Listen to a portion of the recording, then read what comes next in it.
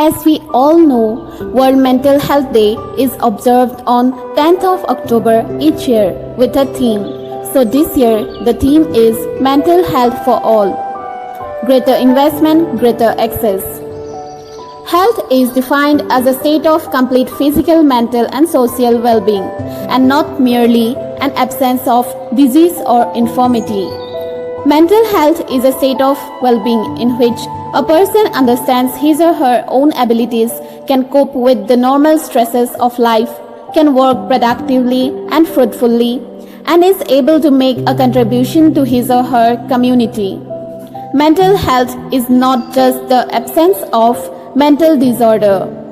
The signs of mentally healthy person are happiness, control over behavior, appraisal of reality, effectiveness in work, healthy self-concept, satisfying relationships, and effective coping strategies. Let us know the importance of mental health. It helps in prevention of mental illness by helping in the development of desirable personality. It helps in the proper emotional development, social development, moral development, and aesthetic development. It helps in actualizing one's potentialities. It helps in seeking proper adjustment and seeking goals of life. It helps in progress of the society. The causes of mental illness are genetic factors. It includes genetic family history. These factors may be biological or later in life can be psychosocial. Next, neurotransmitter. It occurs due to disruption in the neurotransmitters dopamine, glutamate, and norepinephrine in individuals who have mental disease like schizophrenia. Next, stress factors. It includes personality disorder, social deprivation, marriage problem, etc. Next, pregnancy related to mental illness. Recent studies suggest that up to 20% of women suffer from mood or anxiety disorder during pregnancy. Although pregnancy has typically been considered a time of emotional well-being as well as dealing with hormone and physical changes, you may feel stressed about things such as antenatal test, particularly if you have had a bad experience before, such as miscarriage. Pregnancy can increase the likelihood of developing a mental health. Next, postnatal complication. It includes history of trauma, history of domestic violence and abuse, etc. Next, family dysfunction. Dysfunctional families are usually described as parents that lack parenting skills as a result of mental illness, neglect, violence, abandonment, shame, lack of consistency, conditional love and sexuality intolerance lead mental illness. Next, substance abuse. Alcohol and drugs use and smoking lead to mental illness. The signs and symptoms of mental illness.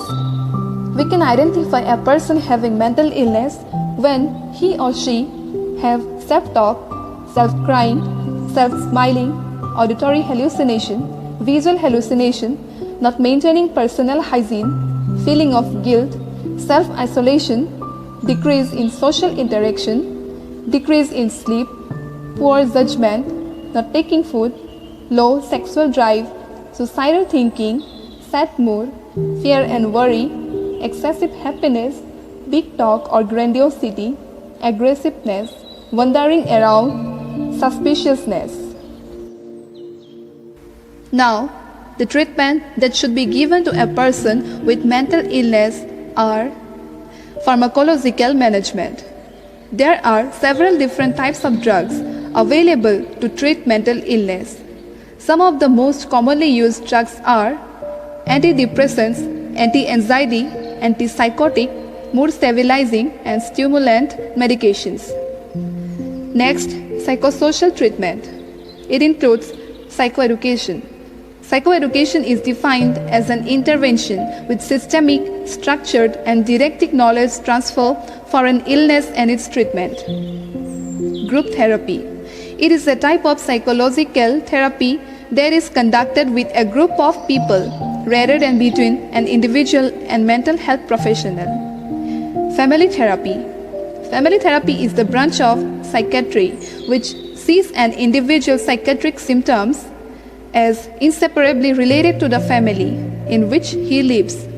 Thus, the focus of treatment is not on the individual, but the family to improve the family communication skills. Next, family responsibility. To show positive attitude towards patient, emotional and psychological support, communicated openly with the patient, regular follow-up and supervise while taking medication. Look for any side effects. Healthy diet and to drink 2.5 to 3 liters of water daily. Teach activities of daily living and provide reinforcement for doing work. Provide calm and sleeping environment for the patient.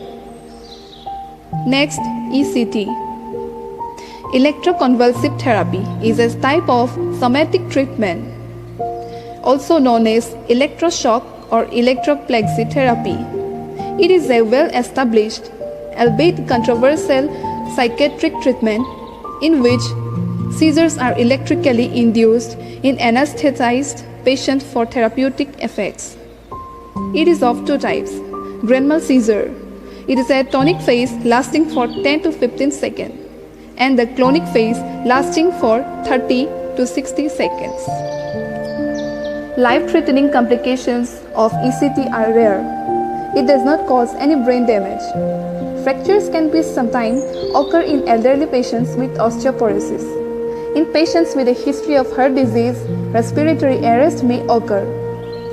However, it has some side effects such as memory impairment, drowsiness, confusion and restlessness, poor concentration, anxiety, headache, fatigue or weakness, muscle aches, dryness of mouth, palpitations, nausea, vomiting, tongue bite, and incontinence. Next is follow-up. Follow-up care means care given to a patient over time after finishing treatment for a disease.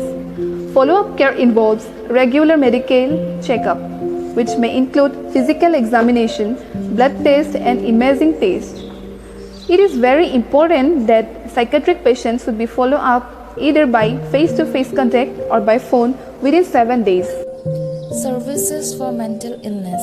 Mental health service provide in 3 levels: primary levels, secondary levels, and tertiary levels. Number 1, primary levels. Providing mental health service in primary health care involve diagnosing and treating the people with mental disorders. It includes health education, sub-centers, primary health centers, community health centers, nursing home, etc. Number 2 is secondary level. It involves general hospital and psychiatric unit. Number 2, government and private psychiatric hospital. Number 3, voluntary organization. Number 3 is tertiary level. It includes rehabilitation. It is the process of enabling the individual to return to his highest possible level of functioning. It is an important component of the community mental health programs. The goal of psychiatric rehabilitation is to help disabled individuals to develop the emotional, social, and intellectual skills needed to live, learn, and work in the community with the least amount of professional support. In rehabilitation center, patients are taught how to do their daily life activities, like they are taught stitching, gardening, washing utensils, crafting, bamboo work, etc.